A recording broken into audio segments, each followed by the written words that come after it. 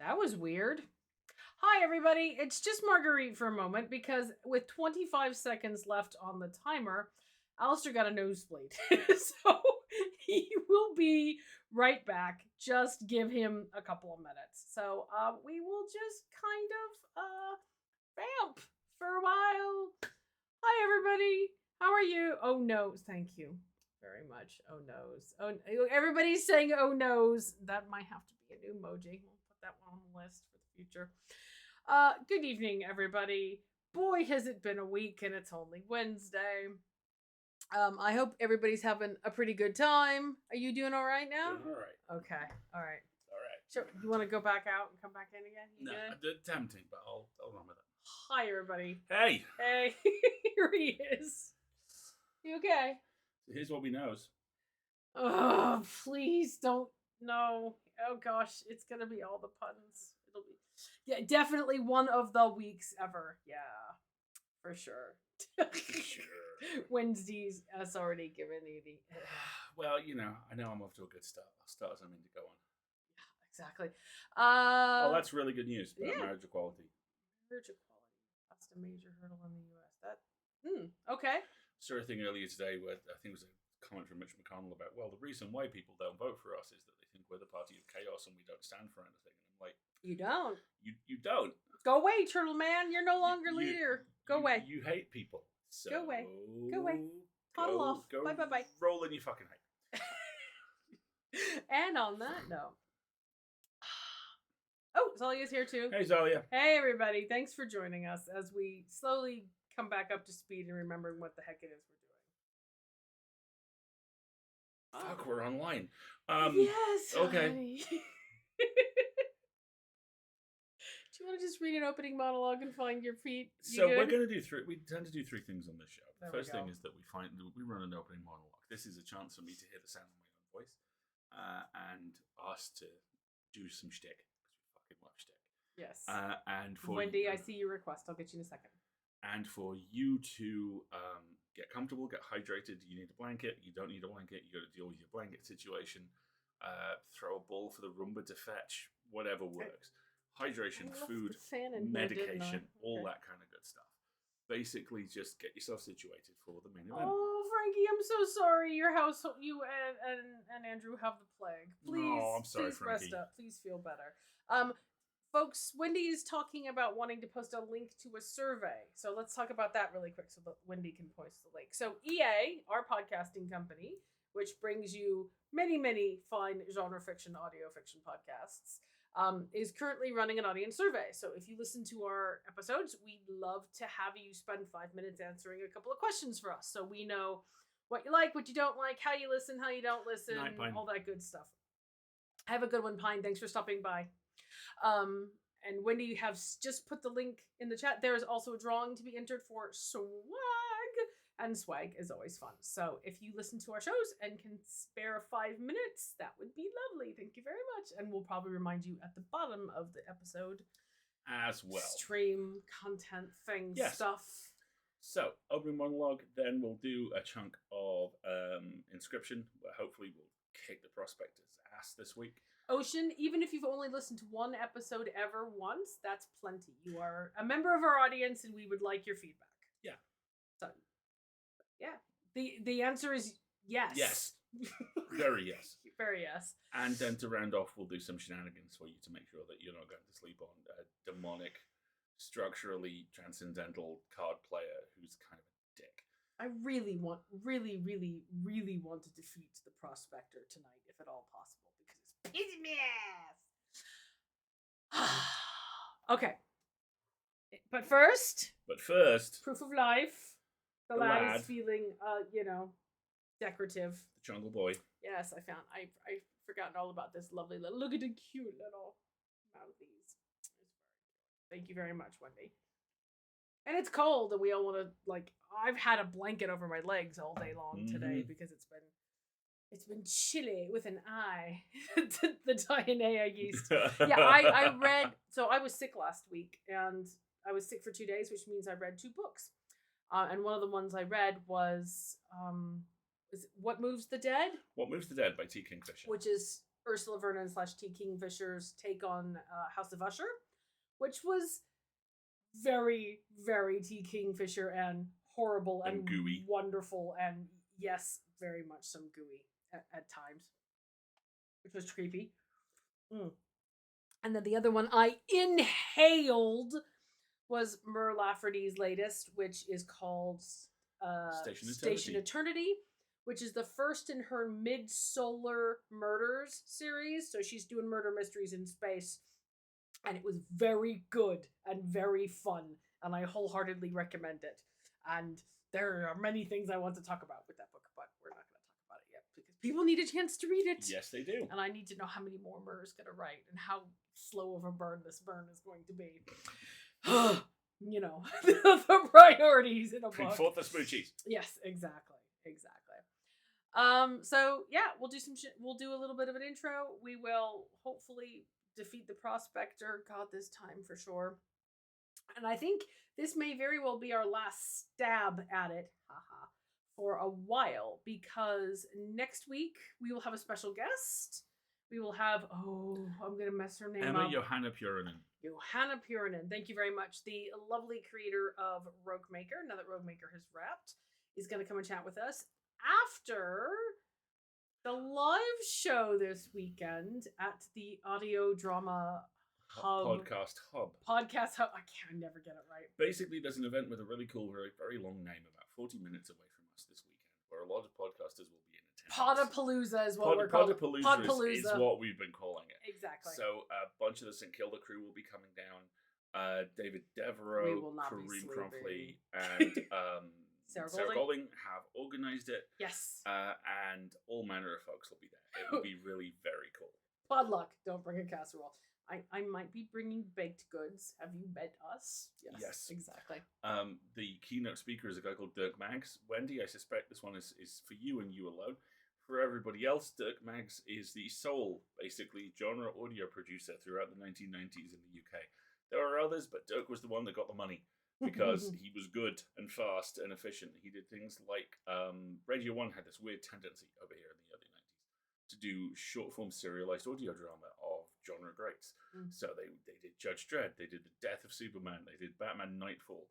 And believe me, nothing traumatizes you as a 14-year-old pseudo-goth trapped on the Isle of Man than hearing Batman get his back broken on audio. And... Carrot. Right. And he is responsible for the single most unhinged piece of tie-in media I have ever seen. And I've seen the Megatron-themed Segway. Keep talking. Roland Emmerich, Dean Devlin movie, Independence Day. We probably shouldn't talk about the second one. Is notable for a moment early on where colossal UFOs appear above every major city on Earth. Dirk somehow got a UK tie-in signed off. You may remember the two Tornado pilots who show up briefly towards the end of Independence Day and have this entire dialogue is their character. It's the Americans. They have a plan. It's about bloody time. Yes. This is their origin story. This is how these two guys end up in Egypt. Really? Yes. Oh, yes. Okay. They are doing a BBC Jolly. He got fan fiction. Yes. Oh, my God. They are doing a BBC Jolly. They have legendary astronomer Sir Patrick Moore in the back seat when the UFOs appear, and they're routed over to the one in London. And they crash on the UFO, which leads to this line of dialogue. Can you see that? What? Legendary astronomer Sir Patrick Moore fist-fighting an alien? Yeah, I can see that. It makes glorious sense. He's the keynote speaker. Yes. And so everybody's looking forward to hear. I can't wait to hear what questions you're going to put to this guy. There is an outside possibility I will stare at this man like Troy Barnes in Community stares at LeVar Burton. Just... Yeah, exactly. But that's where we will be this weekend, which will be delightful. And after part of that will be a Rogue Maker live show with... and then, so next week we'll be chatting to Emma probably about, so if you do an audio drama, what is a live show? How do you put one together? What's the purpose? What do you try to do? Et cetera, et cetera. It'll be a good chat. The other thing we should probably talk about is the capitalism in the room. Can you be more specific? Because of the way Twitch operates, we're trying to be more transparent. Thank you. About ad placement. We're also trying to level out the experience of a viewer to ensure that everyone doesn't, even if you have to sit through an advert, you're aware of where it's coming in. And more importantly, the moment you come into the stream, you don't automatically get served with an ad. So to do that, we have to be a little more conscious about when we run them.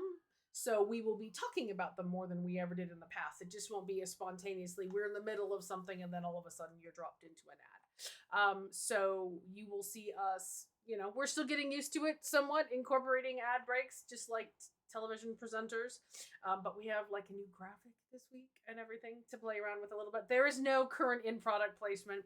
All the products that we place are, ones that we support, or like, I might have ordered just way too many Mother Fudger cookies for Christmas.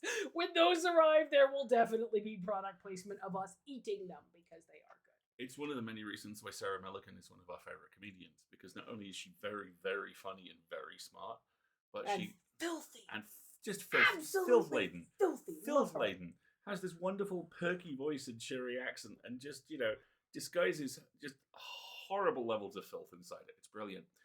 But she also works incredibly hard to make sure local talent is her support act, and local industries and local organizations make her tie-in merchandise. Yep.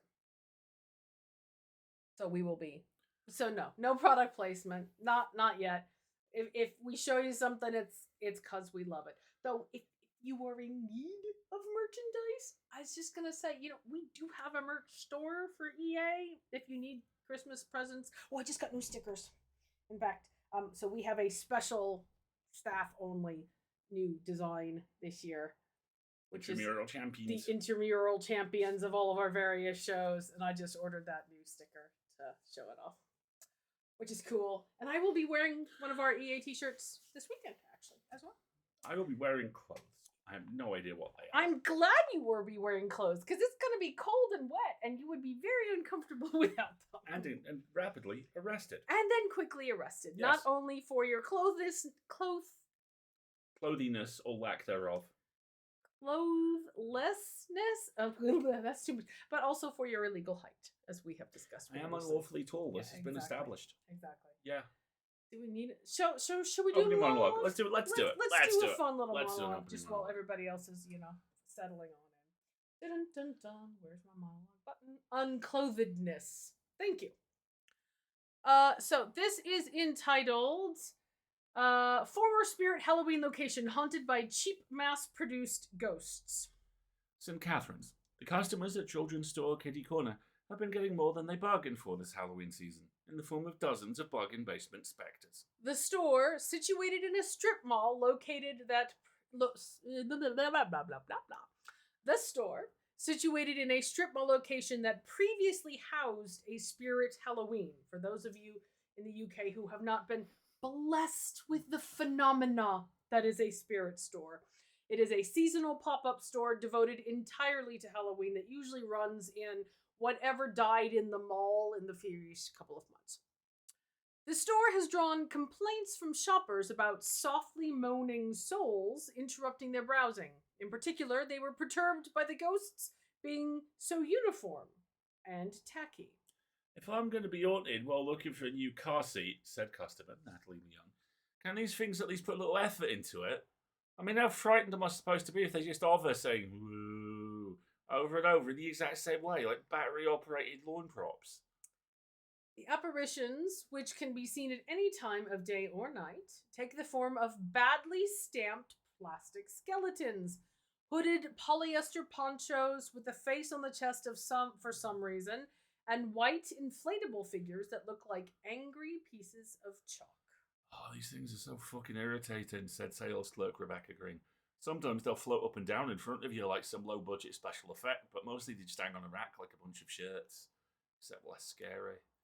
Beware the undead! Warned an old man loitering outside the store's main entrance. On this very site, Spirit Halloween sold uncostly paraphernalia of the netherworlds. All who enter shall face the wrathful spiritual residue of junky props, thin, cheap costumes, and tubes of greasy black lipstick. So beware, be afraid, or you'll be damned. He then laughed maniacally, threw a smoke bomb to the ground, and when it cleared, could be seen crouching behind a nearby garbage can. That's just Lyle, said Green. He's lonely and harmless. At press time, Kitty Corner staff continues their regular retail work, anticipating these supernatural annoyances will recede after the Halloween season, leaving room for the much more relaxed atmosphere of Christmas shopping. Smash cut to Mariah Carey riding that bicycle at midnight on October 31st.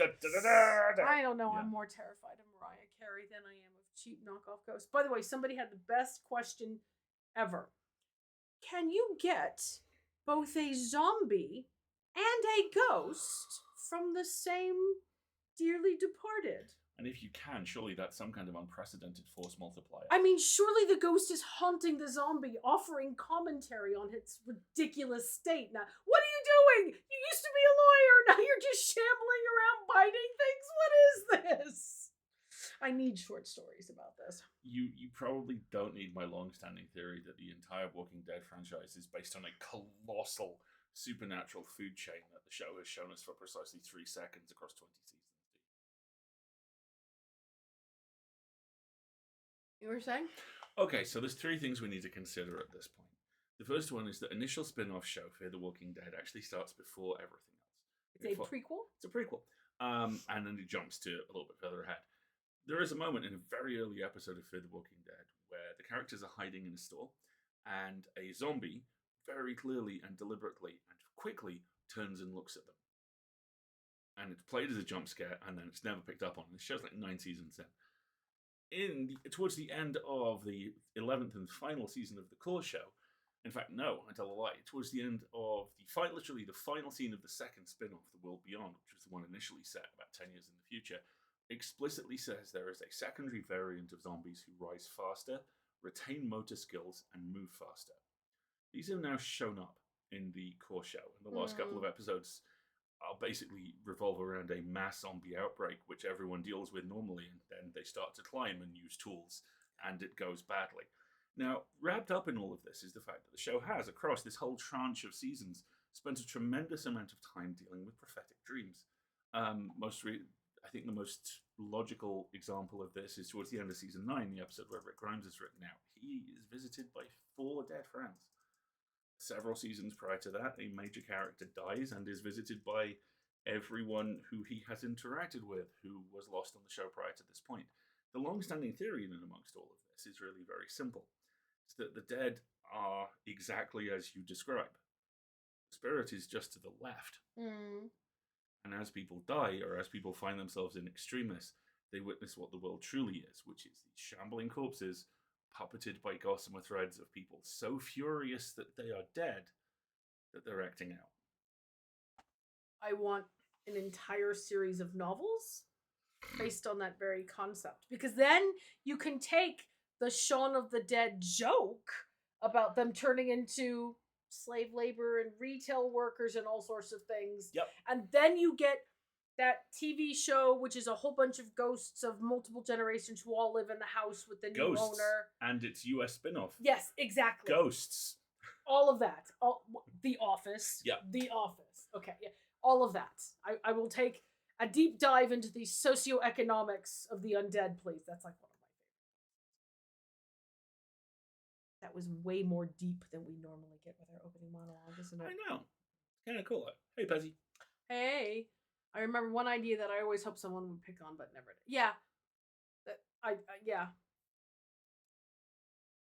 So, what do we want to do? I don't want to play this spooky game. I hate the prospector, and I keep losing, and I keep getting killed. Do you want to just not play the spooky game? Do you want to do an impromptu AMA? No, nobody wants to ask questions. Then besides, we're going to be answering questions all weekend, I'm sure. We'll play the spooky game. I'm giving the defeat of the prospector one more shot. But then, like I said, next week we got a special guest. And after that, Scarlet Hollow is back. And that is a game, and it is spooky, but I kind of appreciate it more because it relies less on my ability to retain tactical knowledge between weeks. Yes, Scarlet Hollow, our beloved, has been delayed 1 week due to health, and that's fine. We applaud them for taking time for their health. And episode 4 is now scheduled to release on the 30th of November. I really can't wait. Isn't there a Slay the Princess ending we didn't get? There is a Slay the Princess ending we haven't got, but I don't remember it or how to get to it, but that's okay. Okay. I think it's a pay as you feel kind of thing. What is that? Oh, okay. You get to decide however you want to answer. There's no wrong answer, Ocean. Just however the survey works for you.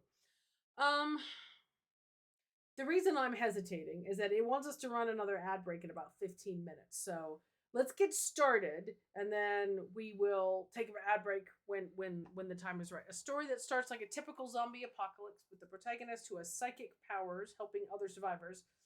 The longer it goes, the more we learn about the zombie, and the less things add up to the standard zombie versus outbreak thing. Nice idea.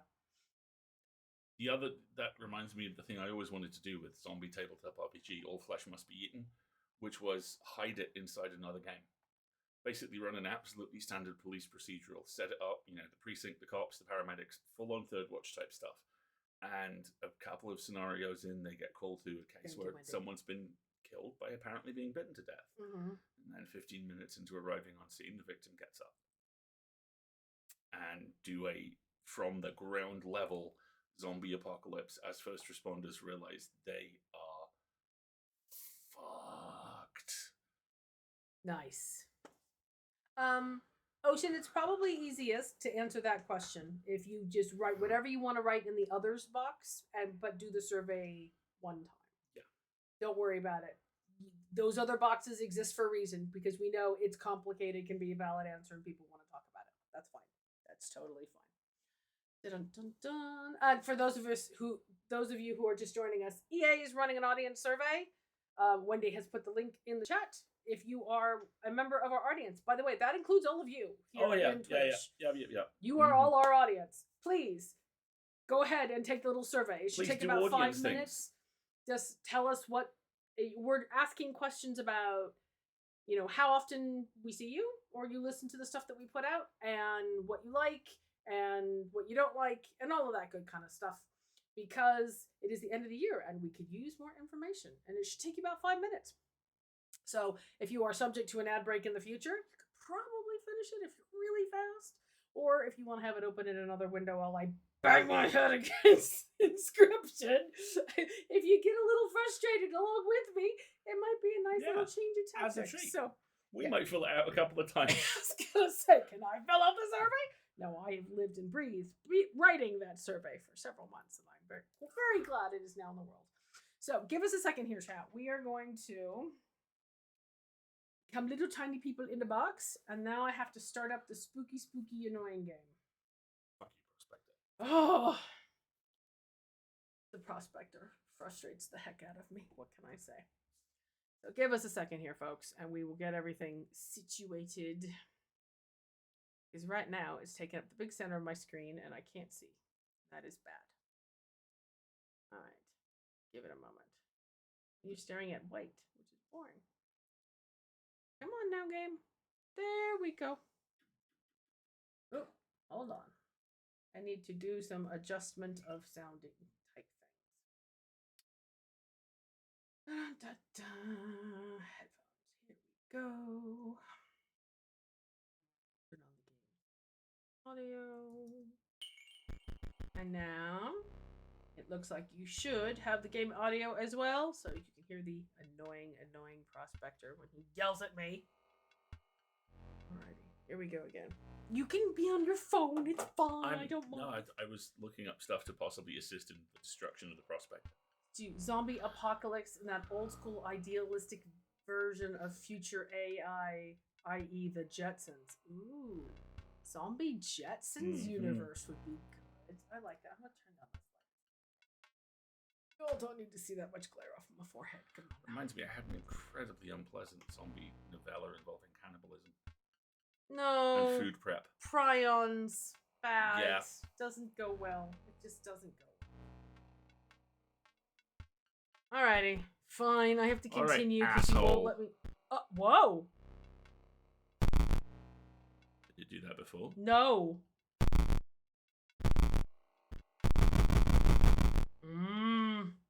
Someone's grumpy. Do you want to scooch in a little bit better? In the immortal words of Detective CNC Music Factory, things that make you go.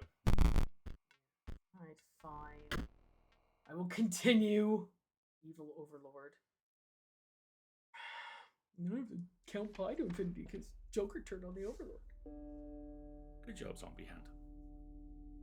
Alright. So, here we are again. Here I am. Here's my knife. I still don't know how to use it. I think the knife lets me kill a card. So, I don't... Oh, he turned. Did you see that? No. He turned when I put the cursor over here. The figure moved. I don't like that. Okay, so if I remember correctly, most of these are beneficial to us right now, and we don't have a boss on screen. Hey! Hey, how you doing, buddy? Hey, how's it going, folks? Welcome aboard. Hey, Anil.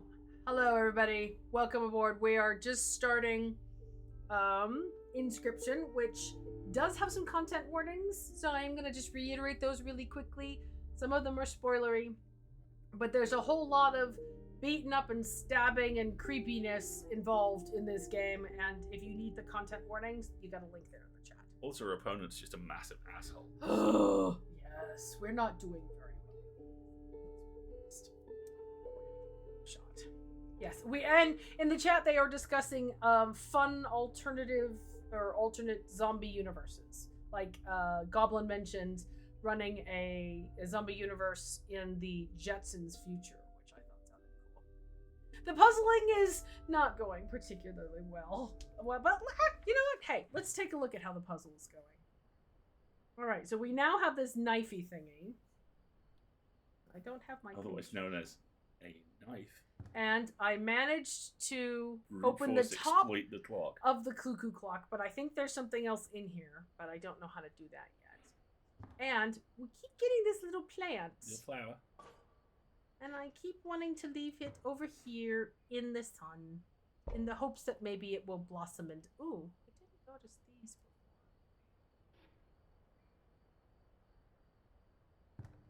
Yeah, so we've gotten all of that. I hate you. We freed this. There's no things in the skull. So we've done some of the room puzzles. Like we've done this one. And we did the like I said, I keep putting my little plant in the sun. And we did the clock, the first clock puzzle, but there seems to be something else in here. Don't know. Hey there, yet. bonsai. Oh, it's been a year pretty much since I played this, so I don't remember how to get all the bits. That's fine. Exactly. This could be stabby, it could be slicey, it could be dull and frustrating. Yeah, we'll see. And then I don't know what any of these are yet. I mean, it's a hammer and some sort of magical thingy, but they're both like bolted to the wall. I can't do anything with them. I do like that I can look at the book, which makes me happy. But yeah, I'm stuck playing this stupid game again. So, I don't remember what this is. Let's find out. I think it's a fight. I'm guessing it's some kind of a fight. It's a fight. Behold, it is a fight. Okay. So I have my stoat, I have a kingfisher, and I have an extra... I have 4 cards to start with. That's unusual. What you normally had for. Oh, so what's his next move going to be? Sparrow All and about the sparrow. sparrows. So you got to get some stuff in the air. Yeah. Who's Googly Eyes person? Well, It's Goblin, a good question. We currently don't have an answer. We don't really know. He is the antagonist, and he will frequently wear a mask to imitate other characters that we encounter. So let's take a look at our cards. No, I'm not ready to play. So yet. the basic mechanic of this is essentially Magic the Gathering, but with more animal meta. Yes. Where instead of tapping some land, what you do is put a squirrel in play or another animal and sacrifice them to get the right amount of blood drops or bones to bring something else into play. Right. I'm not talking to you. We have a nice kingfisher out here. A squirrel with a deeply upsetting sigil on it. Well, it's as a result of its totem. We currently have a squirrel totem who, if he does any damage, he instantly kills the thing. But squirrels don't do any damage. So I'm trying to get another head for my totem so that it can do more damage. We've got a stink bug, but he takes 2 bones to cast, and I don't have any bones. We've got our buddy, the stoat here. I think I'm going to play the squirrel and then sacrifice it to put out the kingfisher. Because we've got sparrows incoming. I thought that was going to be I'm trying to get another head for my squirrel. Well, yeah, basically. No. It's not that I'm trying to get another head for my squirrel. I'm trying to get another head for this. So this is my totem, which says anything of this type of animal gets this type of ability. Currently it's squirrels getting the death ability. But I occasionally encounter a character in the game who will give me the option to pick other totem bits. And so I'm hoping for another head. Yeah, goth girl totem, yeah. Alright, so let's play our squirrel here. And then we're going to sacrifice it to play a kingfisher. There. And now we have 1 bone, but just the 1. And does it say I get to pick a card? Really? Can I take another squirrel? No drawing on the first card. Don't you have enough? No, I never have No. enough. Thank you. You cheat. Mask face Magoo. All right. No. So fine. That's our turn. We ring the bell. We did a damage. Asshole. Yes, basically. All right. So in an ideal world, you need to put someone up to block the sparrow, and then something else next turn to kill the coyote. Right. So I'm gonna take a squirrel so I can play the stoat. Yeah. Because then I'll also be able to play the stink bug. Okay. Why did it turn my squirrel off? See? No, maybe? Stoat looks a bit odd. His ear's bent. He does look a little beat up, doesn't he? This is one of our new cards. Alright, so squirrel. Gonna go here. And then Stoat's gonna take its place. Bad play. He always says that. And then Stink Bug is gonna go here. Alrighty.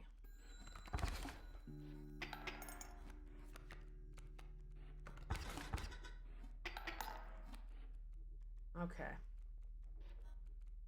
Why is that green? Is it because he's stinky? Yeah, because Stink Bug is the creature opposing a card loses 1 power. So he only has 1 hit point. Yeah, alright. So, I'm going to draw a card. I've got a coyote, but he takes 4 bones to bring out. And I have no bones out, so can't do anything with him right now. We're just going to have to attack.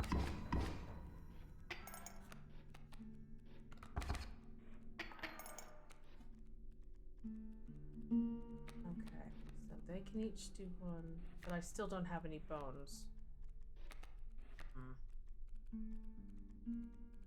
So let's try drawing another card. River Snapper. He's only does 1 attack though, and I want to do more attacks.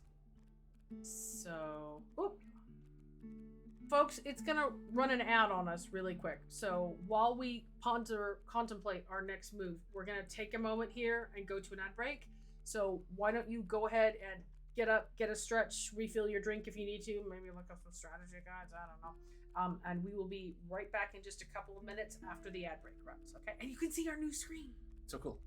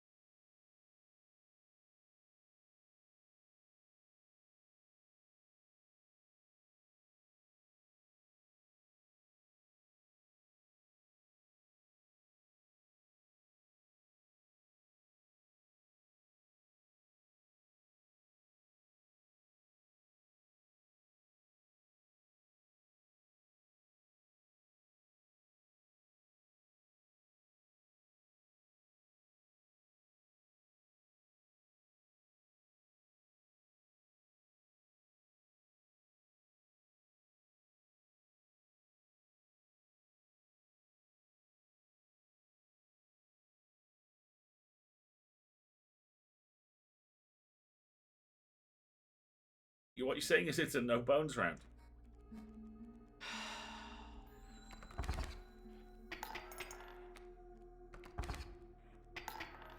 Yeah, I'm winning, but very slowly. Pull a squirrel. Play a squirrel. If I play a squirrel, it's not going to let me put out the river snapper unless But- I sacrifice another piece. And I don't want to sacrifice either of those pieces. Patrick Warburton was in fact the Void of Kronk. Ghost plays the Ghost. Poison. Yeah, okay, so let's go ahead and pick a squirrel. I agree with you. We just won't play it this time around. Because I don't need to yet. I don't want to endanger it. We're still slowly winning. By 1 each time. It's just very slow, but here's the problem. I'm gonna have to sacrifice somebody because otherwise I don't have any other starting places. So I would guess Stinkbug because... yeah, I am. So I'm gonna draw another card. You have me here, I surrender. Let me just go. Hang on just a second. We have Lumberjack Cowboy. We have a light fixture that's all of a sudden started flickering just as he started talking. So, if you give us just a moment to turn that off real quick, he'll be right back. You surrender. So basically, he knows I'm going to eventually win because he's out of cards. This is the second time he's done this. I have questions about that. So I can choose to take the laurel, I guess, which means I win. Okay. Interesting. He got bored of being beaten by paper cuts. I love Darkwing Duck so much. He is the terror that flaps in the night. Alright, so onward. Let's see how we can do. Let's see how we go. So this is I get to... the nascent fawn. It quickly grows into an elk. So this is an animal that... Ooh. I'm noticing a pattern. Let's move on. He's not cheating that I can tell. He conceded. The creature evolves, yeah. A porcupine. I'm just noticing that he gets all the predators and I get all the prey animals. And a raven egg. Still less conniving in its incubation. So porcupines are... You get +1 extra damage. Mm-hmm. The card bearing this sigil is struck. The striker. So it's essentially a 2 point. So if he gets hit, then he does 1 point of damage back. Yeah. And this is it will evolve, and this is it will evolve. All right, I think I'm gonna take the porcupine. Yeah, ravens can be predators. They're carnivores at least, which tends to make them predators. But I don't have. I think I'm gonna take the porcupine. All right. Now we face a crossroads. If I remember correctly, this is the lady with the totems. And you were looking for another totem. I'm looking for another totem, so we're gonna take the totem path here. Yes. Okay. See, he puts on masks. After an overlong moment of silence, she moves to offer her carvings. Okay, so here are our choices. This is another body.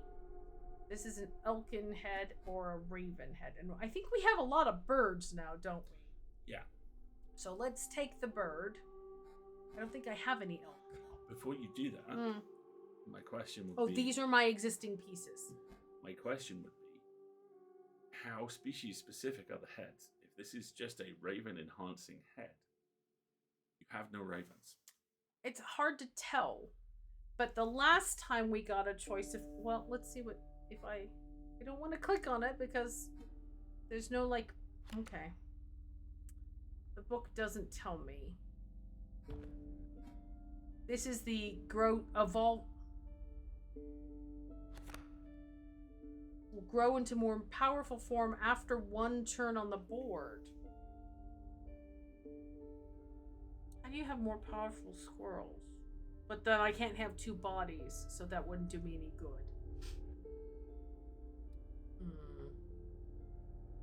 Yeah. Bifurcated attack for your 0 damage squirrel, right? See, exactly. I've got some really good attack. See, these are my. I've got a bifurcated attack. I've got a flying defense, and I've got a poison attack.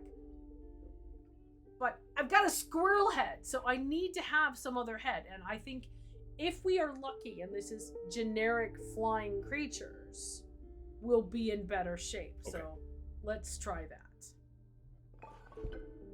So now I want this body. Do we want bifurcated attack? Or do we want, if I hit you, you die? I think Touch of Death. I think we are at Touch of Death. Touch of Death bird sounds good to me. Let's give that a shot. Yeah, I want Touch of Death bird. Okay. Right, I'm done. Now what? Back up or? Touch of Death bird, please.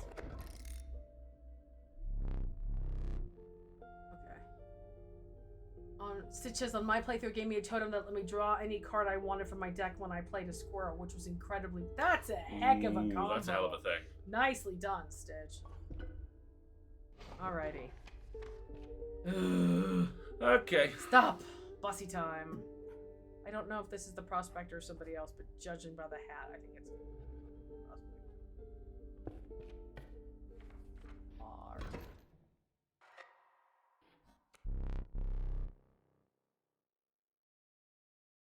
Smoke, it is great indeed. Look at the coloring on this. And how it matches the green sigils holding something on the wall over there. Okay. So we sacrificed one of my lives against my choice and made my smoke awesome. Okay. I mean...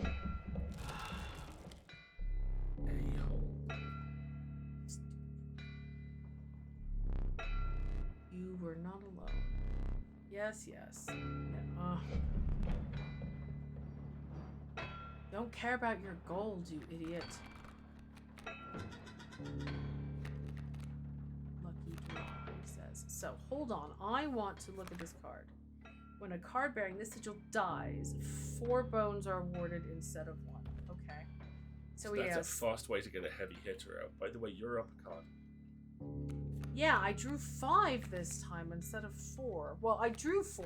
He handed me this 5th one. It's free to cast and it looks like it can be sacrificed.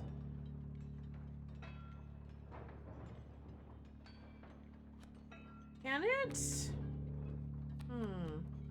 So who we got up here? I've got a boulder, which he's going to try and attack, which is fine. Coyotes, and he's got a pack mule, but again, it doesn't have the stuff underneath it.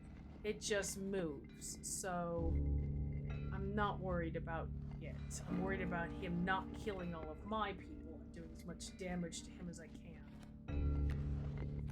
I don't have very high damage things, so the porcupine's a good choice right now. So I can probably put out between the squirrel and the... Well, between the squirrel, I can put out the porcupine, which is probably my best starting move. Can you stack the effects of the smoke and the stink bug? Well, I'm wondering if I can play the greater smoke, sacrifice it. I'm gonna hold on to him for that. We're gonna start just standard. So squirrel... Then porcupine. And porcupine, because the porcupine will do a point of damage. What's damage he's doing to me? He's doing 2 to me right now, which will end the porcupine. So I gotta put the porcupine somewhere else. Probably by the pack mule, which is fine, because it'll do some damage. If you can cast Greater Smoke for free, you put that. But I can cast the stink bug for free. It doesn't have any hearts. And it's got 2 health, which means it would take 2 hits from the coyote. So. Bones. Needs 2 bones. So cast smoke, because that gets you 4 bones. I get 4 bones when he dies. That's what I meant. Okay. So, in In which case, he's got 3 health, so he'll tank the coyote for a bit.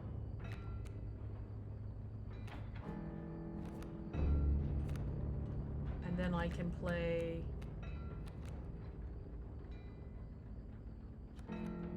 the squirrel. Sacrifice it for the porcupine. So I'm doing some damage now. And I don't get to draw any cards. Alright, let's see how that goes. Ooh! And there's stuff under the pack mule, so go kill it. Alright, he's just put stuff under the pack mule. Yep. That's awesome. Oh, the adder's just gonna run aground against the boulder. All That's right, fine. got a couple of turns. Interesting. The game seems to be adapting its tactics because I'm doing so poorly, which I greatly appreciate, to be honest. Okay.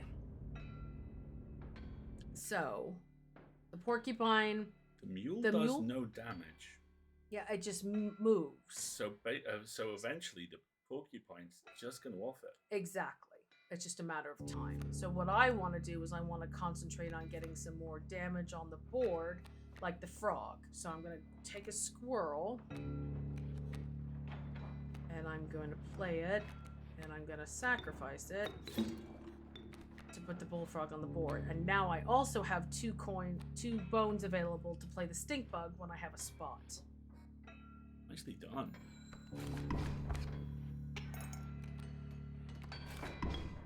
Oh.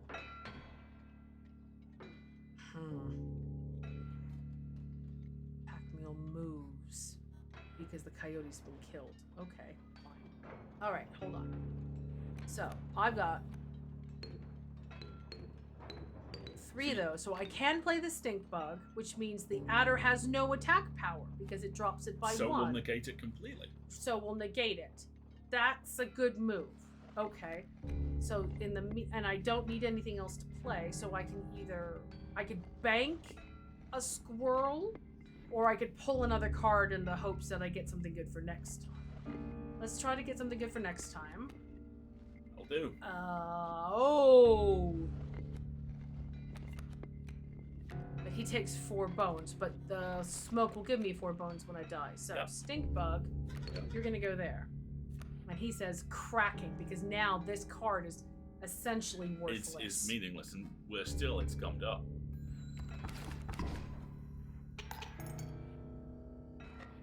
Alright.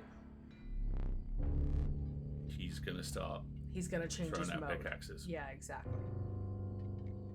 So, alright. There's nothing else I need right now, and I've got a backup move. Oh. Gosh. He killed my entire back line. OMG. Alright, so what's my bones pile like? Huge. So you can put the coyote in play. But it's all nuggets. I'm blocked. I can't do anything. Right? So I have to wait a turn until he gets the gold nuggets and clears those spaces. Or you put the coyote in play. I can't. I don't have a space. Can you not play in the middle line? I can okay, I draw. I need more cards. I know. Tell me about it. Can I play the... There's nowhere for that card to be played, Okay, see? so he's gummed you up There's entirely. nothing I can do. Okay.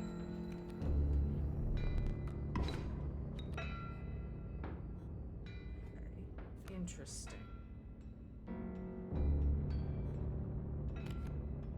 When an opposing creature is placed opposite to an empty space, a card bearing the sigil will move to that empty space. Okay, so he moves. And he's burly. He does 2 attack. But it's my move, and he has 3 health, so I don't have anything that's gonna kill him that instantly. could one-shot him. And he's got so much. He's gonna do 2 damage back to the coyote and kill it pretty much instantly. Can you eat 2 damage for a turn? Well, that's what I'm trying to figure out. It's my turn to draw, so let's draw another card. Oh, if I can't play him though. Not this turn.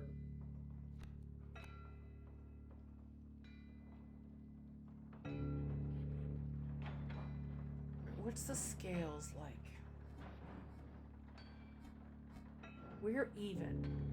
So if he does 2 damage to me, I've got lots of bones, which means I can play the coyote anytime I want it. But if I play the coyote right now, Bloodhound will kill it. he's gonna do 2 damage, and then get killed, and then get killed by the bloodhound.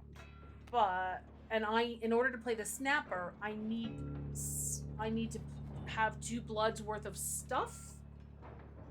Which means I need the prospector, honestly, to go and get more of these nuggets. So I think I'm gonna hold a turn and see if I can soak it up.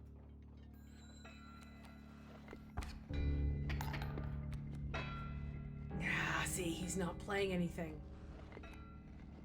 Shit. Alright. Let's draw squirrel, because that would let me get the stoat out if nothing else. But I think what I'm going to try and do is play the coyote to even the score. Yeah. Because I can't do anything else.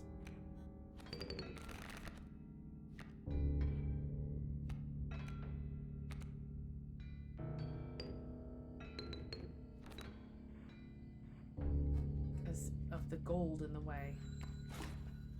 Yeah, see? It doesn't do anything. But now if you put the stoat in play, the stoat will take out the guard dog. Yeah, because he's only got 1 health left. Draw a card first. Alright, so let's draw a card. The Kingfisher does count as the adder! Look, it worked! It worked! It worked! Excellent, excellent, excellent. Okay. So my next question becomes, do I want to play the Kingfisher instead of the stoat? Because he will instant kill, and it might give him a chance to get at the pack mule. And the Kingfisher flips underneath when it's not his turn, so he can't be directly attacked. It's kind of a risky play because he's only got 1 health, but let's try it. Alright. Alright, squirrel, Kingfisher. I can't go, I don't have any other spots right now because of the gold. Alright.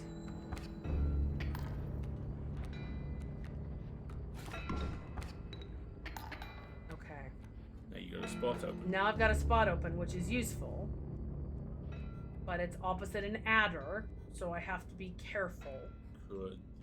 And look at the scale here. Sorry. Yeah, no, please. No thanks to Backseat Gaming. Wendy, do you want to do the Wiggles reminder? We appreciate how everybody's excited. We're excited too. This is the best we've done against the Prospector so far. The only thing I could do is I could play a squirrel and then sacrifice both pieces.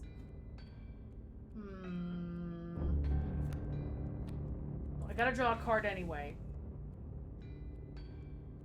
I might as well take my last one. It's a wolf, which is useful, but I can't get it played this turn. Because all of these require blood, and I don't have any. I just have bones. So... You alright? Yeah. I'm trying. I'm doing my very best. The problem is the scales are, I don't think, in my favor right now. Sorry, I'm trying to take a look at the scales and the controls are a little different. Yeah, see, I'm losing pretty bad. No! I don't like all of those things. The pain is temporary. I'm like, no, I don't want that. Anything you put in front of the ad is going to die first turn. Yeah. And I can't play any of these things right now anyway because I don't have a squirrel in my hand, see? So I'm basically gonna have to pass the turn. And I think that means I might lose. I think you lose, yeah. My only other play is to sacrifice the Kingfisher to put out the stoats. But the only place I could play the stoat, the adder would kill it instantly. I don't think I have any other option here.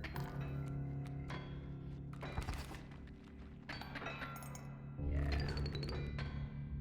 Fucking asshole. I'm so tired of the prospector. Creepy bullshit. We're so close! I can't tell if that's coming out of a cabinet or not. This is frustrating. Shut up. I don't like him at all.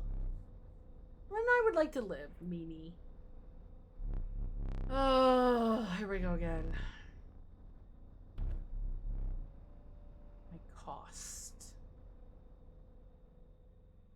I.e. bones or blood. Let's go bones this time. But there's... let's go bones. Power and health. I want to be tough.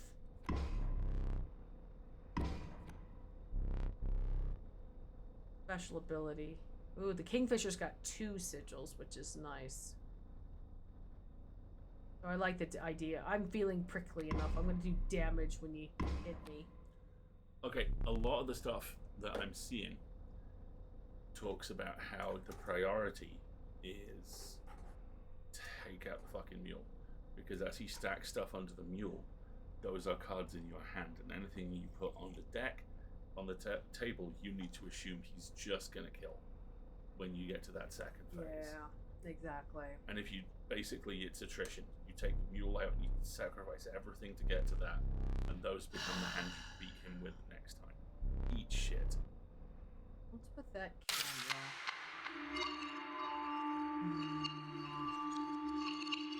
So rude. So rude!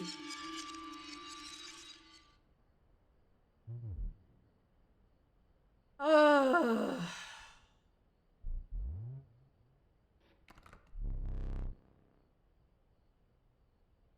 Look at how beat up the Stoats lost his ears. Oh no.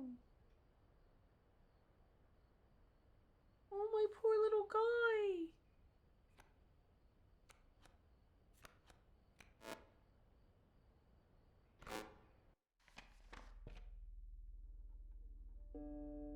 Oh, this gets so old and frustrating.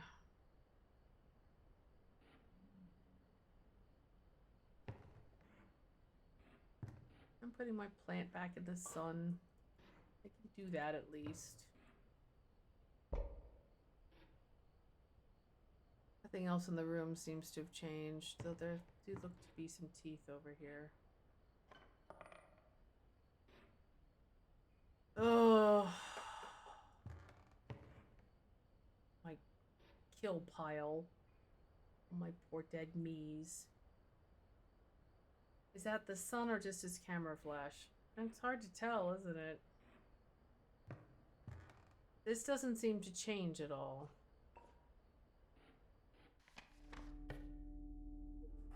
I don't know what the... Have we seen this symbol before with the 2 drops? I don't remember that symbol before. Let's try this.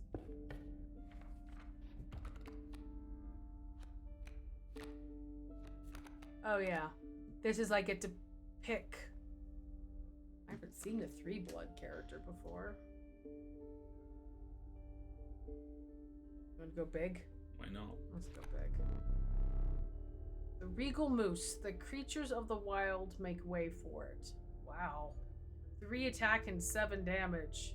That's gigantic. Oh lord, he coming. What is the symbol? Hefty. At the end of the owner's turn, a card bearing the sigil will move in the direction inscribed in the sigil. Creatures in the way will be pushed in the same direction.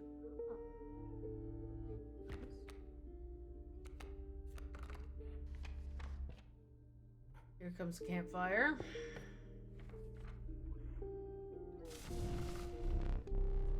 Yeah, yeah, yeah. We have no food. Blah, blah, blah, blah.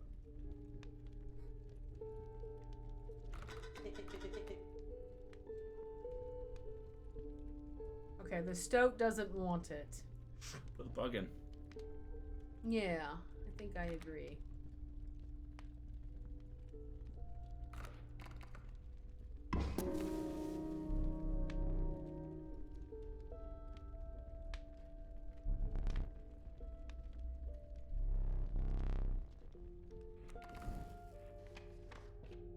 Alright. Here we go again.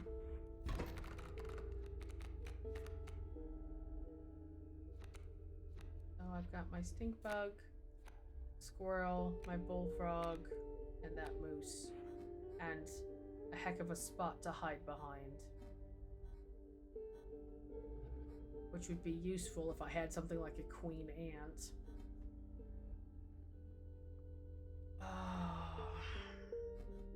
So the porcupine and the coyote. So the boulder's gonna block for that. I can put out. I can't put out the stink bug. We'll have to start with the bullfrog. The only question is if I want to hide it. Why not? Make him go through it, right? The frog's gonna do damage. Yeah.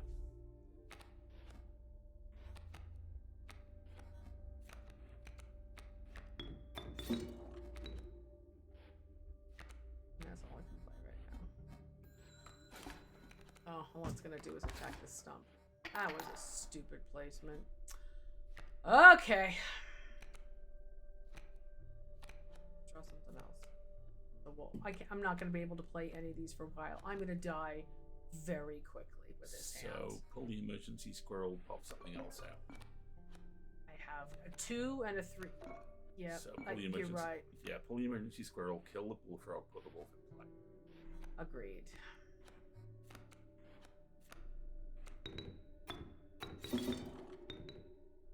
Put it here. And then with the stink bug, it's got to be adjacent to something. It'll just make the stump stinky. Your stump will take damage if it attacks the porcupine. Right? Exactly.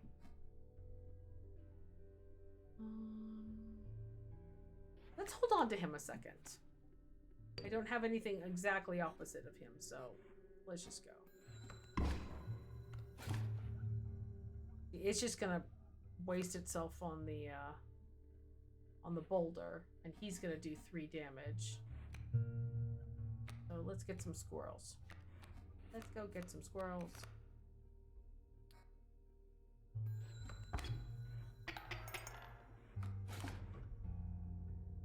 Yeah, because if I get enough squirrels, when I lose that boulder, I can bring out the moose. And I'm still in the win. I'm still winning. Okay, big boy.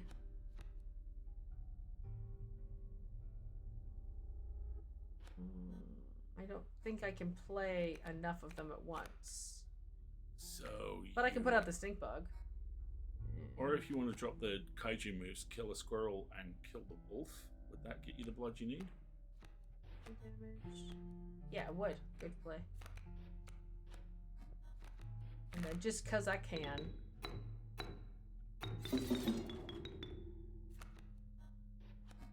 Sick him.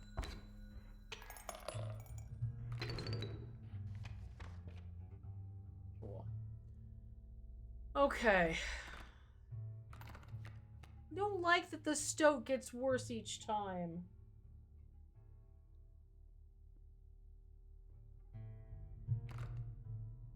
Alright, so here's another. I don't have a totem anymore. So if we go this way, we'll go to the totem. Yeah, let's go this way. There's me. This is a previous time I died. I'm a pretty badass character. I think I'll take myself. Yeah. Thank you. And then I want a totem. Blah, blah, blah. So this is the stink power. And this is the fledgling power. And that looks which like a I snake like. head. And that's a snake head. The problem is, I don't have any snakes But you currently. do have one reptile, and we did establish last time that the genus, So don't... literally the single way this game is forgiving is it's not species specific about totems some of the time. Yeah. Well, let's try... I mean, we gotta take a head, so... Oh, well, we can have a squirrel, but I still want to know what an evolved squirrel is. Shall we have stinky snakes? Why not? Why not? Or shall we take the evolved form? Let's take the evolved form, because I want to know what an evolved squirrel might look like Also, in the future. giga snakes, so... Right? Oh, that's right, I only get one. Okay, so we have evolved squirrels now. Maybe they give you 2 blood. Let's find out.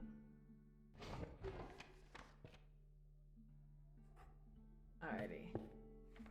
Squirrel 2.0, exactly. The squirrel will evolve. But that means I have to leave it alive long enough to evolve.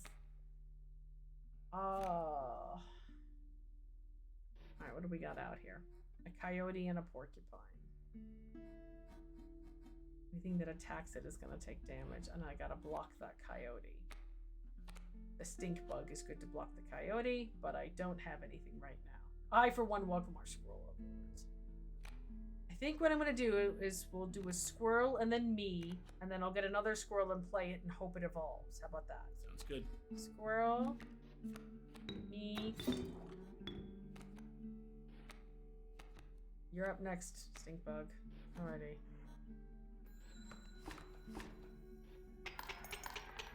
Whoa! Fucking hell! I'll take the insta-kill! Thank you! Yeesh! Okay. That was powerful. What? Wait a minute! What is that? Oh no, that's that little totem stony thing, isn't it? It's not a laptop. I was gonna say, is that a PC? What is that? Alright, we'll do one more card, and then we've got one more little ad break to run, folks. So, a couple minutes, just so you know. Mantis, raven egg, or a cat? I love having the cat. Because the cat's basically an infinity squirrel, isn't it? It's an infinite squirrel. If you have a good place to hide it, it's perfect. So, let's take the cat. Alright, now, campfire to evolve a card? I can't remember if that is changed, give it an extra sigil, isn't it? I kind of want to evolve a card. You want to evolve the Infinity Cat? Well, let's see what we get as far as choices are concerned.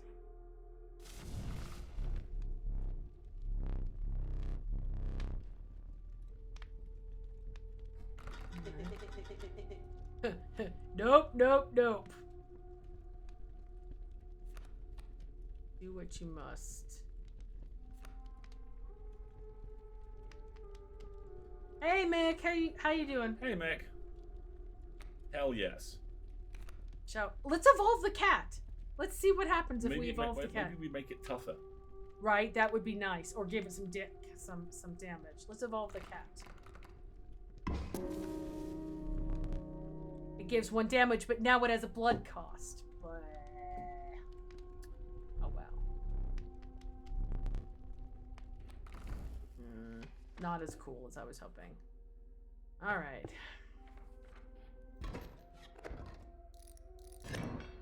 Oh, great. Flying wolves. Just what I needed. Mighty Leap. Will block an opposing creature bearing the airborne symbol. I don't think I have any airborne stuff right now anyway. Alright. So, I'm gonna be really cheeky. Try to do exactly what I did last time.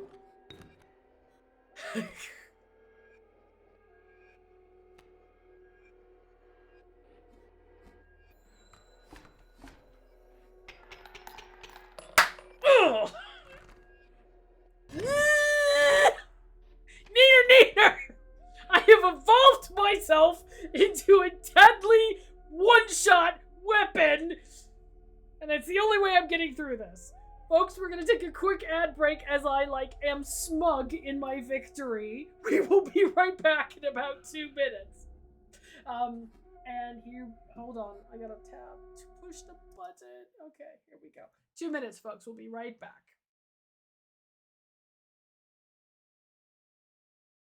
It's thinking about running the ad. It's thinking about running the ad. It's running the ad. I'm just gonna be smug because did you see that? I one-shotted him twice in a row with 1 card. And I hope he never takes it away from me because I'm never gonna be that successful with the Prospector. But, yeah, I want to punch the Prospector in the face with that card combination. Thank you very much. In phase 2, I want to get through phase 1 and save it for phase 2 where he's like, there's gold! And I'm like, boom! I don't care. I'm tired of him. I want him dead. I want to move past. I'm petty. Don't judge me. I want him dead. You are the only person I've ever met who could say the phrase, I want him dead, that adorably. I want him dead, you know?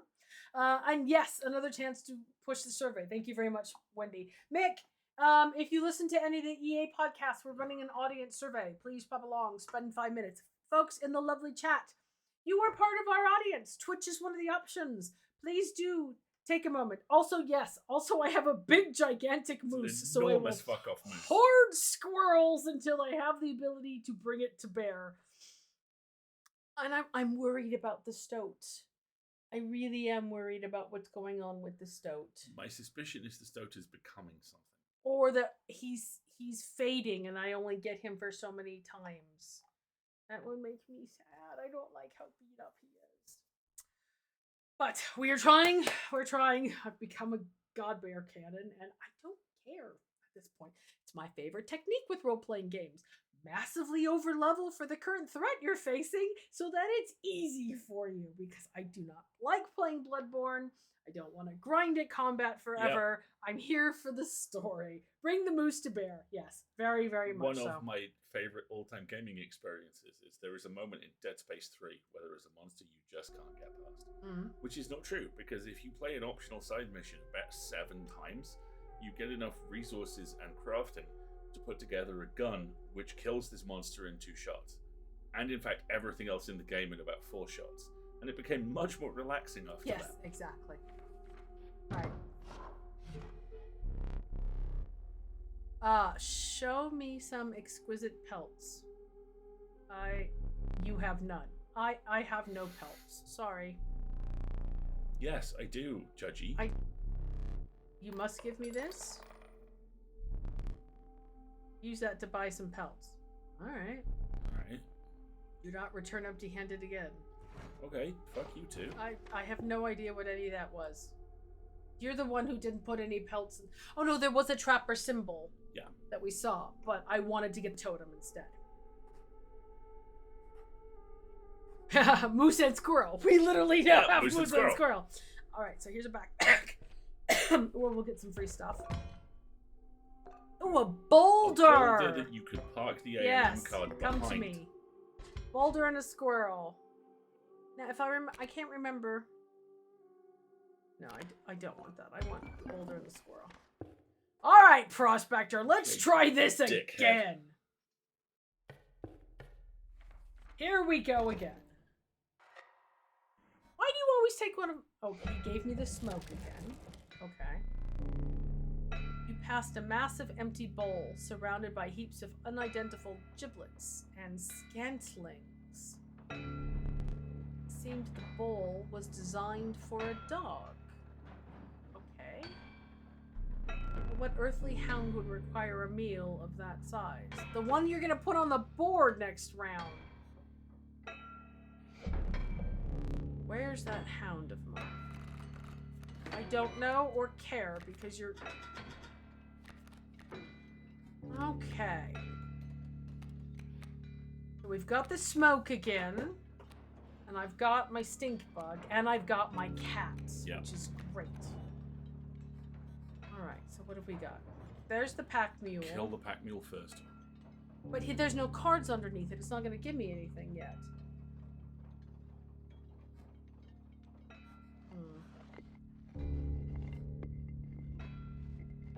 But you're not wrong. I mean, he has 5 health. He takes a while to kill, is the problem. And damage-wise, he's my big guy, but he's going to take a while to come out. So... And I don't want to play too much stuff right away because he's just going to kill whatever I have on the back line. But the smoke being on the back line is a good thing because it's going to do damage, and when he kills them all, it'll give me the bones. And I can play the cat as well because even when he kills the cat, it doesn't die. It goes back to your hand. Goes back to my hand, and it also does damage. So let's do this.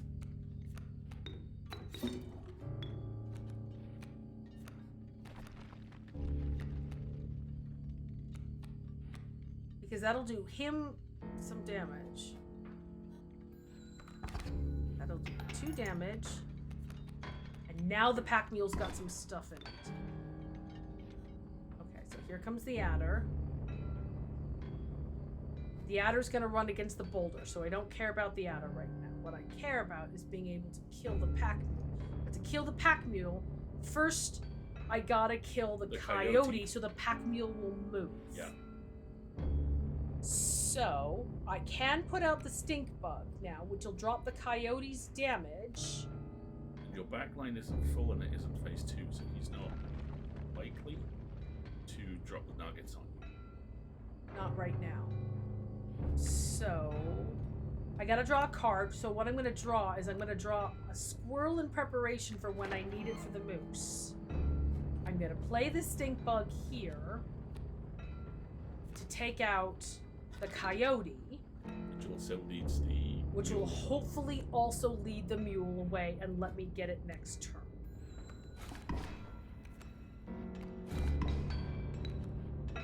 Oh, the adder one-shotted the boulder. That kind of sucks. Okay. So playing another boulder there is not a good idea. I would need to play something that could kill it pretty much instantly. Or I need to leave it alone. Because it can't one-shot me and it's only doing 1 damage.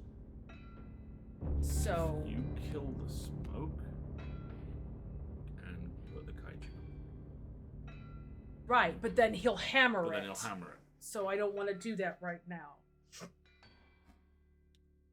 So, on my turn, right now, the stink bug is gonna kill the pack mule. The adder is gonna do 1 point of damage to me. Okay. So I can either take a second squirrel and therefore be ready to, like, if I have a clear black line, it's boom, boom, boom, moose. Yeah. Or I can draw another card and have a little bit more strategy. Okay. I think I'm going to take a little more strategy. Great. So now we're going to ring the bell. So I'm going to take a damage from the adder. I think Oh, but the goes- mule moved. Yeah.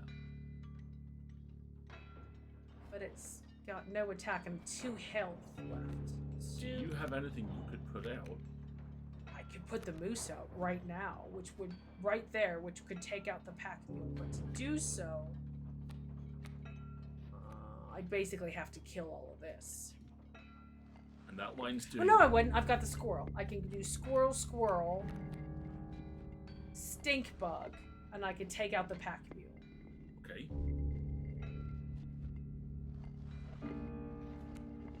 But I still get to draw a card. So... I'm going to have to kill one of the things on the line anyway. Let's draw this. Just pop that mule.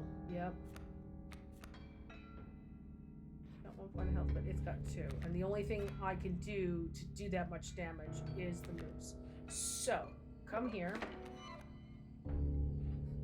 I need to do you, and then for you, kind of like to leave the... I might as well heal the smoke, right? He's not...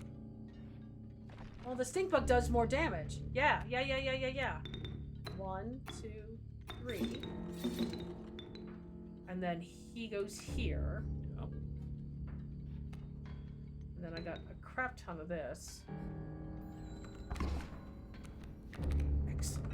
And that's your hand for when he wipes everything out. Okay. Okay. Sorry, Luke. Oh, and I lost the moose to the adder.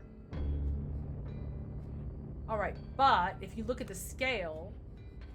Come here. Sorry. Can you put something to the left of the stink bug that does him 2 damage? Well, the bug himself is gonna take him out, because look at the scale. He's 1 point off. And then you gotta beat him again. So obviously. I'm gonna take 1, the bug's gonna do 2, it's gonna take him out, which means he'll react and kill the bug. So there's no point in me playing any of this right now. Yeah. He takes 8 bones to play. How many bones do I have out?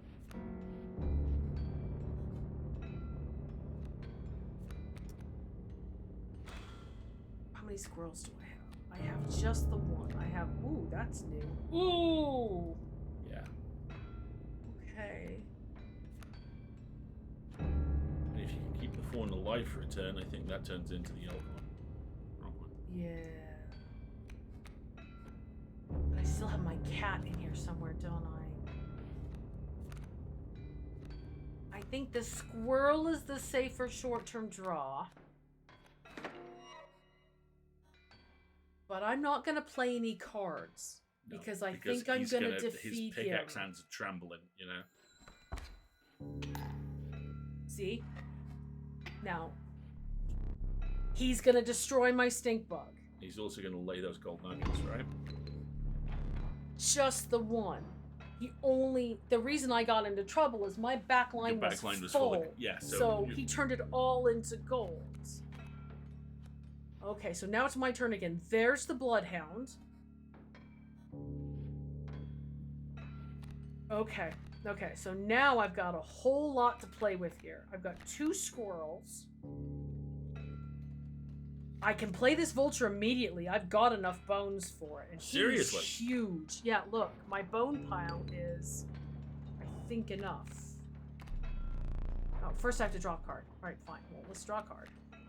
There's me, who one-shotted him last time. Okay. You want to try for the vulture? The problem is, in order to be able to one-shot him, I need to place myself right here where the gold nugget is. Because if I place myself here, I'll kill the adder and do some damage, but I won't one-shot him with that much. So if I play the vulture here, and me here, I'll take out the adder at least, and do half as much damage, and still probably destroy him. So, squirrel, here, me, here, and vulture, 'cause I can. See? Okay. And I can even play the stoat if I want to, but I don't. Hold up. I could play the elk fawn, and he needs time to evolve anyway. If the elk fawn's not going to get killed first turn by the adder, why would But you it's not? my yeah, Yeah. you got a good point. Let's hold there.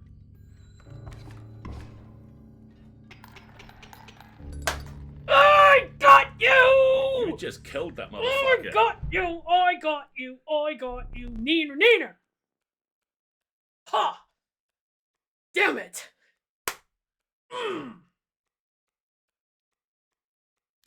Better relight my candles. Son of a bitch. Schmuck! Teabag! No! Nasty! Welcome, Blue Witch. Hello, Blue Witch. You may choose a rare card. Can my rare card be I can just go? Would that be okay? Oh, the little known, seldom seen Meg. Long Fuck is that? elk? I have no words for this freak of nature. I don't like you. Oh, Excuse me? The amalgam is all. Okay, but look, we'll come back to that. Mantis God. It's a 1/1 and it hits 3 times. If you in 3 directions, if you evolved that. But if the amalgam is all things, then any totem will give it power. It has a blank spot for a power if we take it to a one of those imbibing sites, and it's a 3/3 with a 2 cost. He looks like Mothman. How can I not recruit Mothman? This has gone very. It's got a lot, Silverses. The Mantis God is really, really, really, really tempting. But I think the amalgam's more. I'm going with the versatile. amalgam. Yeah.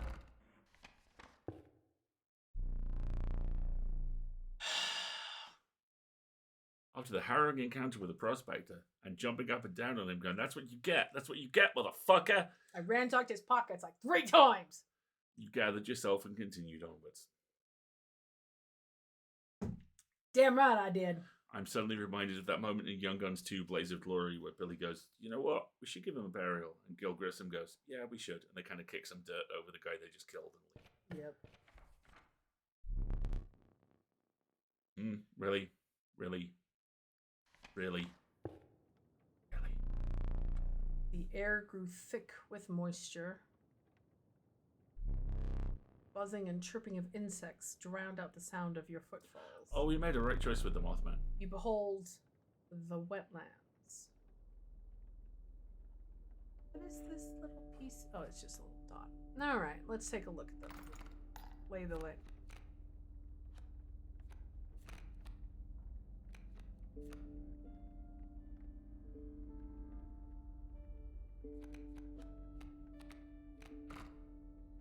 Alright. Well, we're gonna have to go forward one anyway, and then we'll make a choice.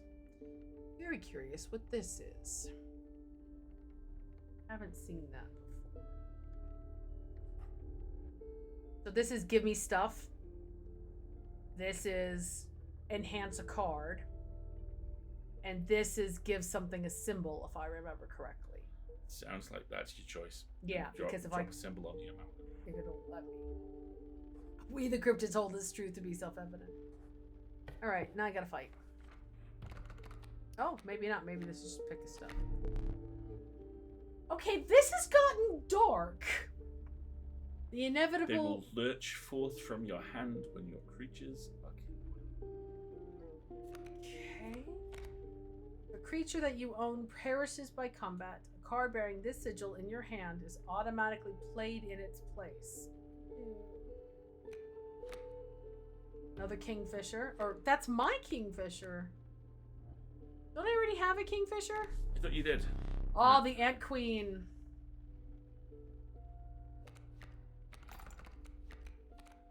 No, I don't anymore. And I do like a kingfisher. The amalgam doesn't have a symbol.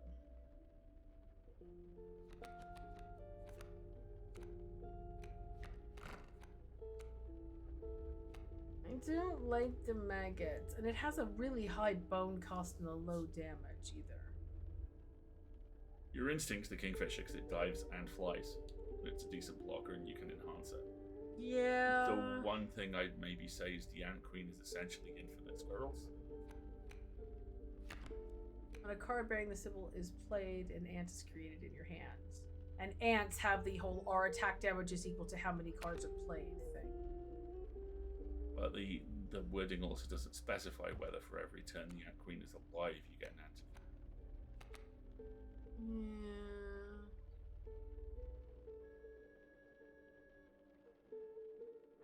The kingfisher doesn't block damage happening to me, though, is the problem. Let's try Ant Queen this time around.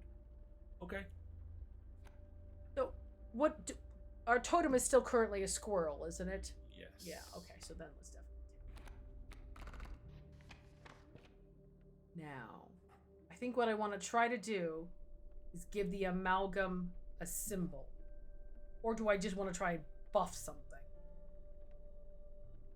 I don't know. My instinct is try and give the amalgam a symbol, but that seems too good to be true. And let's do it. Let's try it.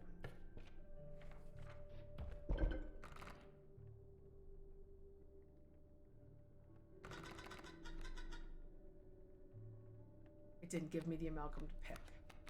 All right. And everyone you've got here has a symbol.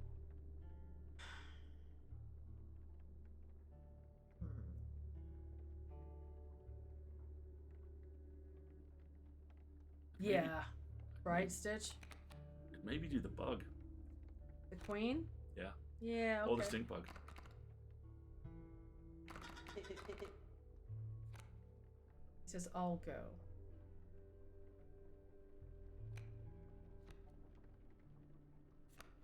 Alright, I trust him.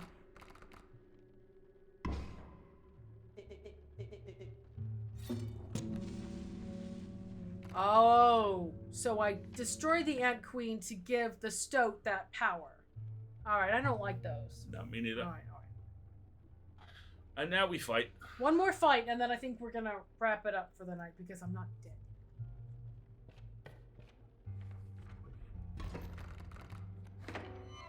Alright, here it is, my evolved squirrel. See? It gave the amalgam the same power as the totem, which means it's gonna fucking evolve. Oh my god! So you gotta keep the amalgam alive for a turn, because then it's gonna buff out. Right. Actually, what I think I wanted... Well, okay, so there's a stump. Oh, bees. Covered in bees! Yeah. So he's gonna basically try and cheese you to death with those. Yep. And I don't have the bullfrog to block him with. I don't want to put the amalgam behind the stump, because then he'd have to work his way through it. But if I don't have enough to put the amalgam out right now. He's 2 blood.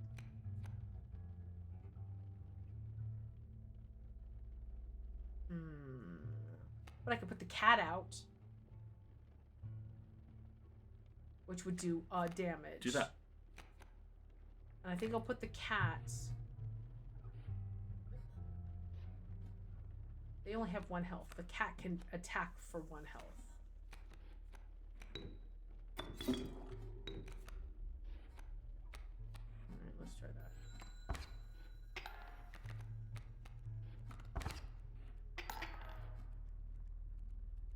Okay. So... if I put the amalgam over here, he'll attack him directly.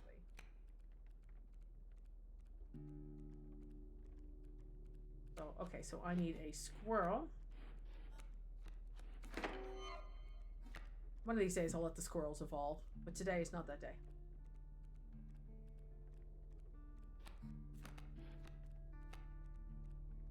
And I'm gonna sacrifice both of these. Cat doesn't count? It's an infinite cat. Oh no! God damn it. Damn it, I put it in the wrong place. He's going to take out the stump 1 turn anyway, so... it's just... And then I can put the stink bug out as well. Do it. You don't empty your hand, empty your hand. See? Nice. Oh, look what he evolved into. 4 and a 5.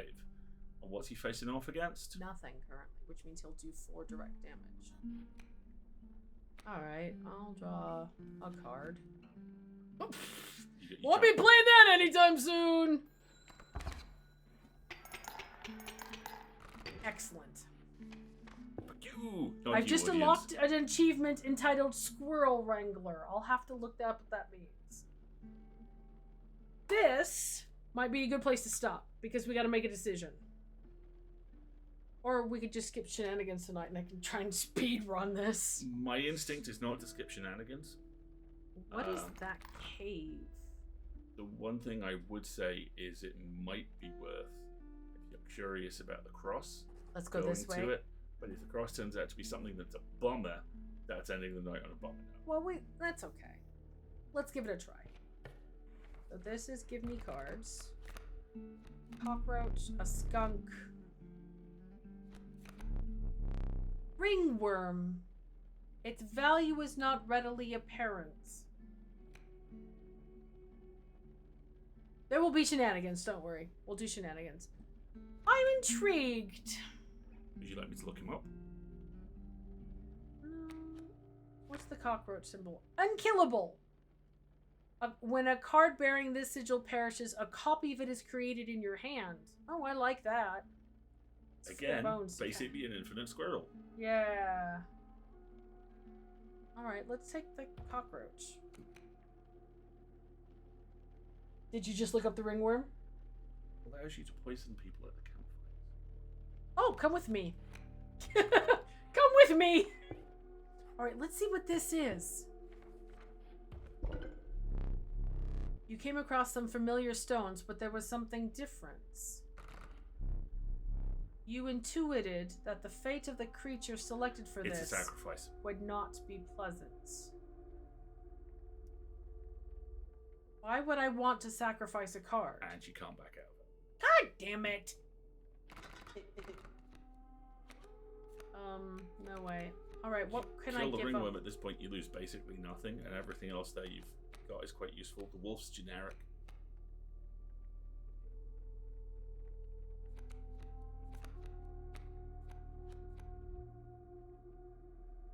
Let's lose the generic wolf.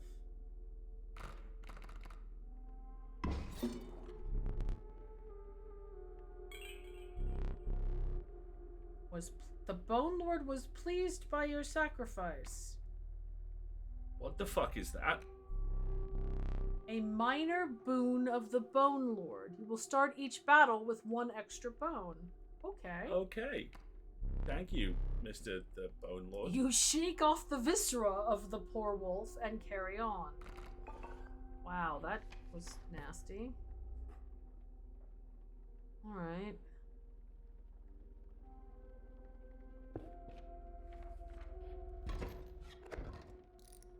He has an insect that evolves.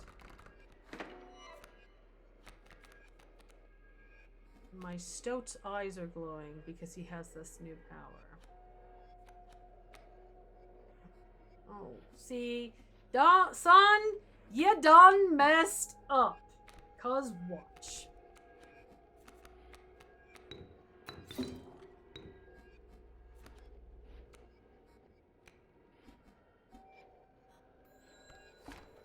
Bye. Good lord. I genuinely don't understand how you did that. Exactly.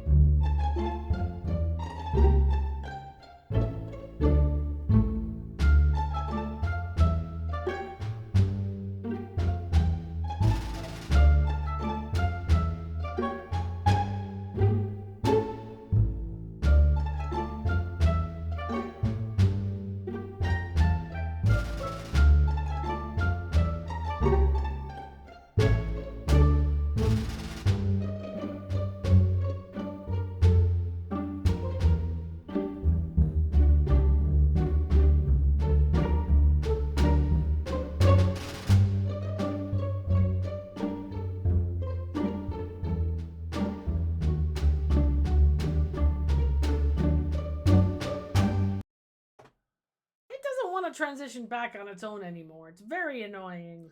Fine, OBS, fine. Fine. Make me do all the work. Be that way. Fine. Right. Shenanigans. Who just kicked the prospector's ass? I did. Thank you very much. Now please die. Yes, I'd like to progress a little bit more. That would be good. I do like that it's... Was the prospector the first boss we defeated? Second. Because the first one was the woman, wasn't it? Yeah. So I do like that I just had to repeat to the last boss that I didn't defeat. So now I'm never going to have to fight the prospector hopefully again. If I die again, it'll start me you will start in the swamp and go on, which would be good. That would be. Prospector is the first boss. Oh poop. I don't want to have to fight him again if I die again. That would suck. You always start at the start. It's a roguelike. No. There is so much more game. Poop! I thought I was doing so well. This isn't fair in the slightest. I struggle with roguelikes. Yeah. I played Vacuum Bastards quite happily for a long time, and I thought I'm doing quite well. Void Bastards. Void Bastards. I'm doing quite well. I'm almost through this, and I wasn't to the end of the first act. they benefit from you having to, getting to sit and play for like 4, 5, 6 hours in a long chunk of time to like learn the skill, and it's harder to do that for 90 minutes one night a week. So I think next week when we switch, when we have our interview guest, and then the week after that, when we return to our beloved Scarlet Hollow, yours truly may sit down on a weekend and have a day off and just be like, I will kill you. I'm going to invest this game whether it likes it or not. Very much so. All right, so shenanigans. For those of you who do not know, Shenanigans is essentially brainstorm bait. The intention is that when we do horror content, we do horror content quite a bit. That do we do something? Do we do things that are not horror content? Kinda a bit. Sometimes. Yes. Interviews aren't always horror content. Not Let's always. move on. But the intention is to send you home with something funny. It's Nice. brainstorm bait. It's So brainstorm. you don't go to bed on nightmare fuel. So shenanigans are usually something short and lighthearted and funny. They in the past have been very heavily Magnus related. There needs to be much more comedic St. Kilda content. Yes. Mick, Naomi, Patty. We will discuss this weekend. We need more lighthearted, fun St. Kilda content. Though you and Naomi and Dean were trying to start some karaoke nonsense. Concept album. Yes. They want to do a concept album of St. Kildans singing ABBA covers. And yes, Wendy is correct. On Sunday mornings, we play much more lighthearted, casual, fun. Like Dark Side Detective. That's a comedy horror game. Dark Side Detective, which is just the sweetest, bizarrest, written by people who are my exact age and experience game. So all the jokes just hit that much harder. They're so wonderful. I need to write a crazed sheep on the island. Yes, you do. Steeplechase. Let's have a St. Kilda steeplechase. Something like that. I heard St. Kilda came ready for the lunchroom. What did I miss about St. Kilda? We're convincing Mick that the season 2 Kickstarter Needs to have a for musical episode. St. Kilda Or a concept album. should have a concept album stretch goal where Naomi and Dean and Shogo and Alistair and many others commit musical crimes for your entertainment. Mick, go on! Yes. Mick, I may have done very preliminary work on a certain Gilbert and Sullivan song and a certain character. Do I need to bring a couple of bottles of whiskey with me this weekend and mysteriously leave them in Mick's cars for the concept album, Mick? For the concept album. Musical crimes. Yes, Wendy has located Yes. the trailhead of the If you musical will. crimes. And it's just it's good. Yeah, we are gonna have a really great time this weekend. Just a recap: if you are in, what did you describe it as? The Southie bit, because obviously I'm a professional. of England. It's in Wickham, taking place this weekend. It is the Audio Drama Hub Podfest, aka Podpalooza. Mick and some of the St. Kilda folks will be there. The Rogue Maker folks will be there doing a live show. The Dirt Mags is the guest speaker. It's put on by Kareem Cronfley. Kareem Cronfley. Sarah Sarah Golding, David Devereaux. And David Devereaux. It's gonna be a little tiny baby audio drama podcast convention, and it's going to be it's gonna be awesome. And we're not gonna get any sleep on Saturday night, so it'll be a Kareem Cornflake. I'm sorry. I'm like, I'm missing a syllable, or there's too many. I can't remember which. It's gonna be a great weekend. There will be many photos, but as a result, there will be no casual Sunday gaming stream this Sunday because we will be having con breakfast and waking up last minute before we go off for another day's worth of wonderful audio content. So, to send you to bed with giggles, our lovely producer Jenny has located for us, where's the button again? A Tumblr post full of shenanigans. Would you like to start, or shall I start? You start. An observation. In Swansea, when you get on a bus, the driver will literally sit at that bus stop and block the traffic, if need be, to watch you, hawk-like, on the bus cameras as you make your way to your seat. This is normal service. We must all be seated before the bus takes off. Very occasionally, They might start driving while you're still standing in front of your seat, having reached it but not quite sat down, and the sudden inertia makes you instantly hinge 90 degrees at the hips and collapse into the chair like a doll in Toy Story when a human enters. We all have a good laugh. Quick off the mark and tea! An old lady will say, "Not enough sitting, you weren't," she will cackle. This is high entertainment. Her week is made. Your forced seating is a rare treat, a moment of human connection. You still thank the driver as you get off the bus. In Edinburgh, the bus drivers have never heard of the very concept of waiting until the passengers are seated.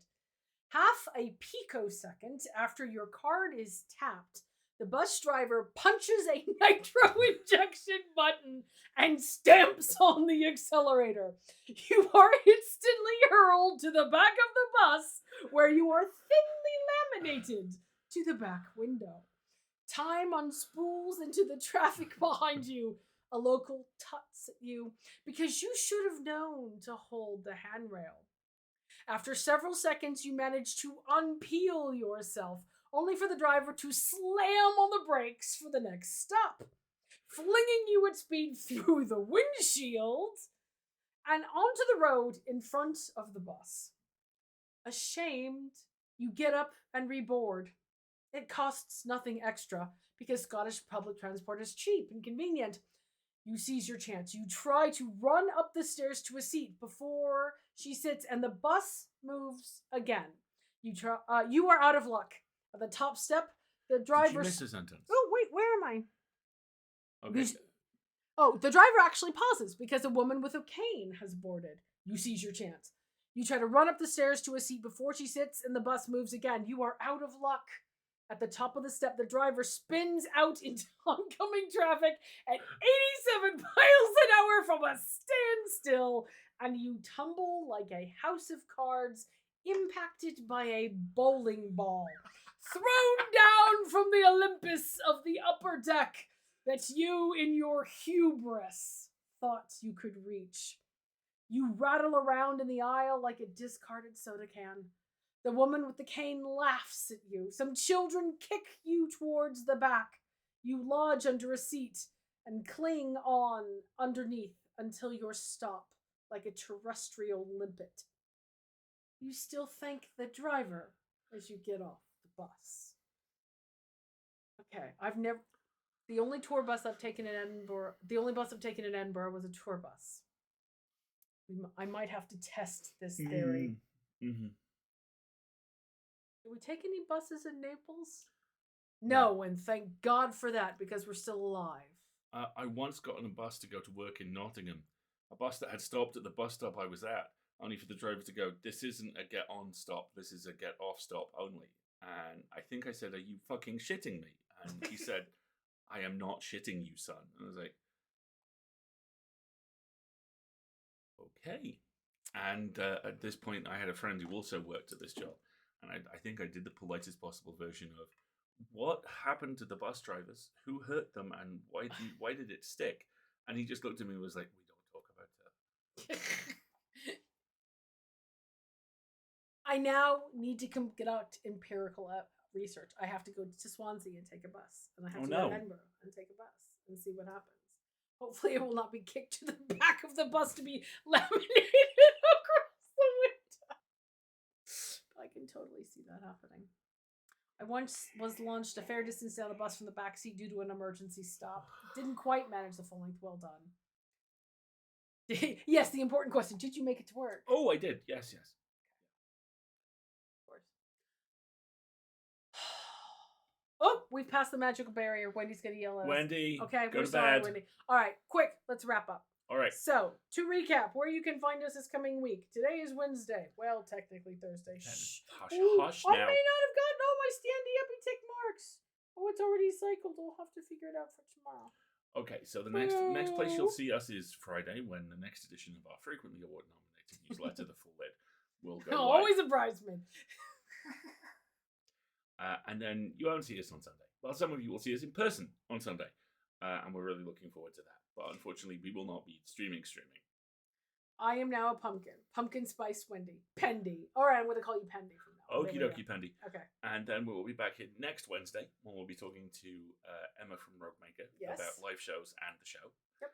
and then we will be on Friday for Full It again, and then Next Sunday we'll be back with Dark Side Detective. Where were we?